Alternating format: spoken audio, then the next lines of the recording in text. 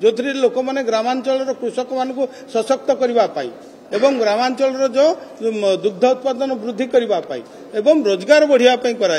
एवं मुख्यमंत्री जो कृषि उद्योग योजना थिला ताकू एबे वर्तमान सरकार चिंता करिसेंती 1 कोटी रु 5 कोटी टंका पर्यंत वृद्धि करने आपणकर योजना आगुरी मुष्टिमय लोक हाथ रोला आज साधारण लोक आज साधारण युवक युवती माने सहजरे सुविधारे जो योजना सरकारी योजना तांको पाखरे पहुंची पारुची उपलब्ध होई पारुची तेणु 25-24 वर्षर कथा जो इतिहास कथा आपन पचारंतु ये पचारिले असुविधा हम से कौन करते के माने करछंती जो माने अंडा फार्म करथिले बा कुकुड़ा फार्म आपन देखि आसंतु गाँव को माने करिसंती बड़ बड़ मुष्टिमय लोक राजनीतिक लोक करते साधारण लोक पाखरे योजना पहुंची पारु नथिला आज सरकार लोकंक पाखु प्रत्येक योजना आज पहुंची पारुची।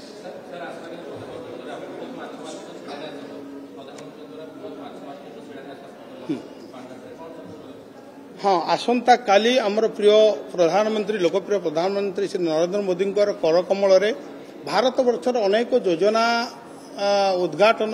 शिलान्यास हम से भर ओडिशार आमर 2टी जगार हेबार व्यवस्था रही जोटा कि आमर मत्स्य विभाग रही मत्स्य प्राणी संपद विभाग जोटा कि संबलपुर बसंतपुर ठारे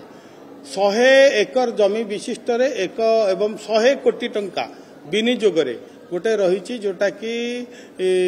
फिशरी आक्वा पार्क परिवार व्यवस्था रही से मार्केटिंग हो पार माने फिश प्रोसेसिंग हो पार एवं माछ खाद्य मध्य सेठी उत्पादन हो पार तेणु अनेक प्रकार योजना से भितर मल्टीपर्पजल जोटा कि आपणकर संबलपुर हीराकुद से अंचल हीराकुद आपण मैंने जानते कैच कल्चर जो होची तार जो माछ केमती प्रोसेसिंग होकर आमको बाहर को जापर से बरफ कल रन्सुलेटेड भ्यान समस्त प्रकार व्यवस्था करने कराई आउ गोटे बड़ कथा हूँ जो प्रिय प्रधानमंत्री कर कमल भुवनेश्वर ठारे माछ मार्केट जोटा हाइजेनिक मार्केट फिश मार्केट वर्तमान आमर पांड्रा ठारे 60 कोटी टंका 60 कोटी टंका विनिमय पांड्रा ठारे माछ मार्केट करा जो आपण मानकर कटक भुवनेश्वर जो ट्विन सिटी लोक माने सेठू माछ मध्य जोटा कि सतेज माछ एवं सेठू नहीं पारिबे से विभिन्न मंडी करा जाउची होलसेलर रिटेलर से मानक पई मध्य पेनीर व्यवस्था करा जाउची बाहर राज्यरू एबे भी अंडा आसी किंतु ओडिसा रे होबा अंडा बाहर राज्य भी जाउची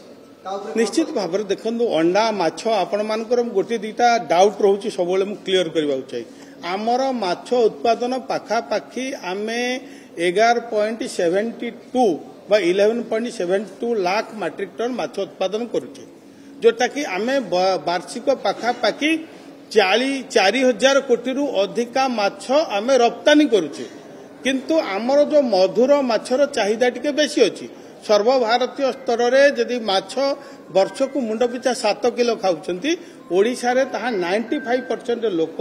18 किलो वार्षिक आम खाऊचे एवं से मधुर माछ किछि आम पाखु आसुची एवं आमठू मध्य बाहर को एवं माछ उत्पादन को वृद्धि करने आम सरकार आम 10,000 हेक्टर वर्तमान एई वर्ष आम लक्ष्य रखीचु पोखरी खोलिबार एवं जोटा आपण एमआई प्रोजेक्ट सब अच्छी से आम फिंगरलिंग बड़ माछ छाड़बार व्यवस्था करिछु जा फल कि माछ उत्पादन वृद्धि पाइब।